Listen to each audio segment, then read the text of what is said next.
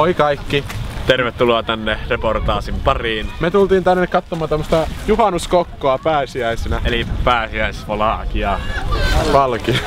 Ei oo mustava valaki. Kokko sytytään 10 minuutin päästä ja me ihmetellään tätä ja tätä juttua, että miksi juhannuskokko käytetään täällä niin pääsiäisenä. Toivottavasti mettä ei syty palaamaan. Meillä on oikein tajunnut tää idea. Täällä puhutaan jostain valakiasta, mutta ei toi kyllä vielä valkeata näytä. Täällä on kasaa puita ja ihmiset tulee ihailemaan sitä. Mä en oikein hippa tätä juttua. Tässä nyt kävi semmonen pari muuttuja. Joku sytytti ton palaamaan. Tuli on irti. Ensin me tultiin katsomaan tätä puujuttua, nyt joku vielä sytytti sen palaamaan.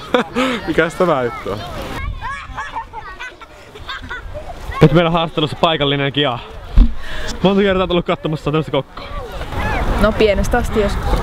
Me ei ole ikinä nähty. Ootko nähnyt? En mäkään. Mitenkä tää eroaa juhannuskokosta?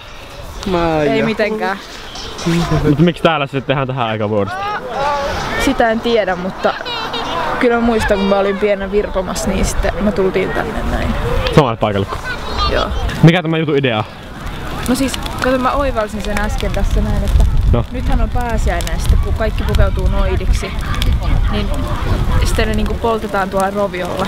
Onko se oikeesti semmonen? Mä niinku ajattelin. Aika julma. Eiks noidathan poltettiin roviolla? Onko Etelä-Pohjanmaissa näin julmia? Ne tekee asiat suoraan näköjään. Siitä se perinne on varmaan lähtenyt.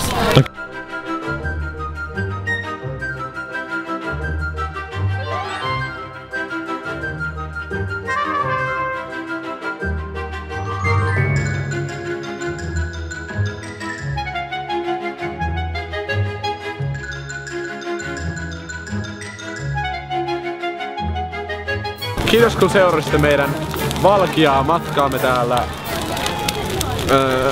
En tiedä. Mutta seuraavaksi me mennään uimaan. Hei hei.